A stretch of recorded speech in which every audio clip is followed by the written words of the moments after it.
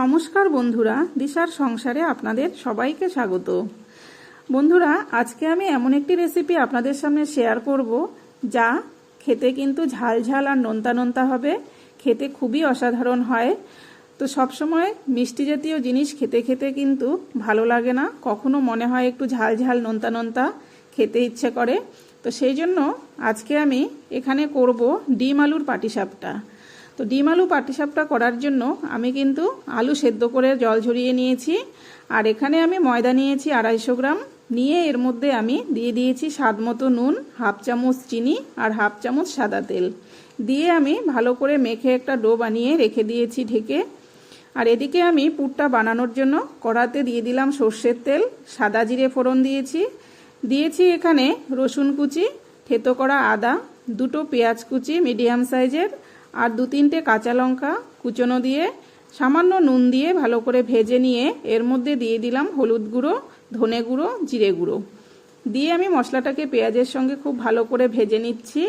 আর এদিকে আলুগুলোকে আমি হাত দিয়ে একটু ম্যাশ করে নিয়ে আমি ভাজা মশলার মধ্যে দিয়ে দিলাম, দিয়ে খুব ভালো করে নেড়েচেড়ে এভাবে মিশিয়ে নিতে হবে। মিশিয়ে নিয়ে এর মধ্যে কালারের জন্য একটু কাশ্মীরি লঙ্কার গুঁড়া দিয়ে দিব। লঙ্কার গুঁড়ো দিয়ে আর একটু ভালো করে নেড়েচেড়ে নিয়ে এখন মাঝখানে একটু খুন্তি দিয়ে জায়গা করে ওর মধ্যে একটু সর্ষের তেল দিয়ে দিলাম। আর এদিকে একটা ডিম ফাটিয়ে নিয়ে এর মধ্যে দিয়ে দিলাম স্বাদ মতো নুন আর একটু গোলমরিচের গুঁড়ো দিয়ে আমি এখন এই তেলের মধ্যে দিয়ে দিচ্ছি। এখানে আপনারা কিন্তু ডিমের পরিমাণটা আরও বেশি নিতে পারেন, 2, 3, 4 যা ইচ্ছে নিতে পারেন।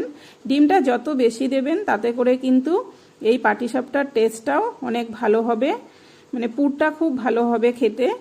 তো আমি এখানে ডিমটাকে ভেজে নিয়ে খুন্তি দিয়ে এভাবে কেটে কেটে একটু ঝুড়ো করে নেব।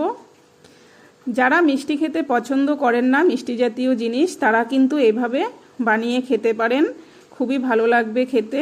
এটা একটু ঝাল ঝাল হবে আর একটু নোনতা হবে। তো মিষ্টি খেতে কিন্তু আমাদের সব সময় ভালো লাগে না, মাঝে মধ্যে একটু এরকম রেসিপি হলে কিন্তু খেতে খুবই ভালো হয় বা ভালো লাগে। তো আমার কিন্তু পুরটা রেডি হয়ে গেছে, আমি এখন নামিয়ে নিয়ে একটু ঠান্ডা করে নেব। তো আমার পুরটা আমি ঢেলে নিয়েছি। এদিকে একটা ননস্টিকের প্যান বসিয়ে দিয়ে এর মধ্যে আমি সাদা তেল দিয়ে দিলাম পরিমাণ মতো। ওদিকে তেলটা গরম হতে হতে এদিকে আমি লেচিগুলোকে এভাবে কেটে নিয়ে বানিয়ে নেব। এই পাটিসাপটার লেচিটা কিন্তু একটু পাতলা করে বেলে নিতে হবে, পাতলা করে একটু লম্বা মতো শেপ দিয়ে নেব। এভাবে বেলে নিয়ে এর মধ্যে এখন আমি এই আলু ডিমের পুরটা দিয়ে দেব। আপনারা কিন্তু বাড়িতে অবশ্যই এটা ট্রাই করবেন, বানিয়ে খেয়ে দেখবেন, আশা করি খুবই ভালো লাগবে আপনাদের। তো দেখুন এভাবে আমি ভেতরে পুরটা দিয়ে আমি এভাবে রোল করে দিচ্ছি, করে আমি ঠিক পাটিসাপটার মতো শেপ দিয়ে নিলাম।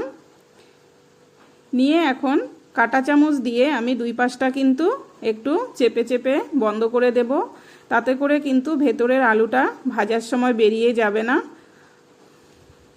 ভাজটা খুলে যাবে না তেলে দেওয়ার পর।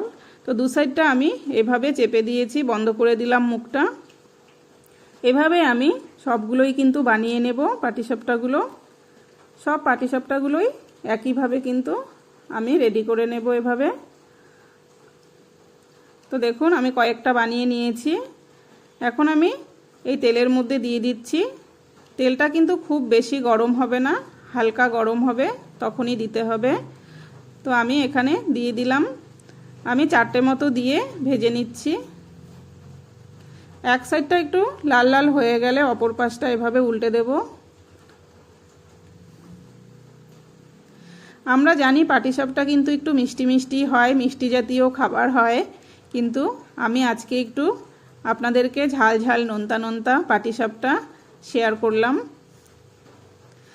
তো দেখুন পাটিসাপটাগুলো কি সুন্দরভাবে ফুলেও উঠেছে, আর ভাজাটাও খুব সুন্দর হয়েছে, একটু লাল লাল হয়ে গেছে।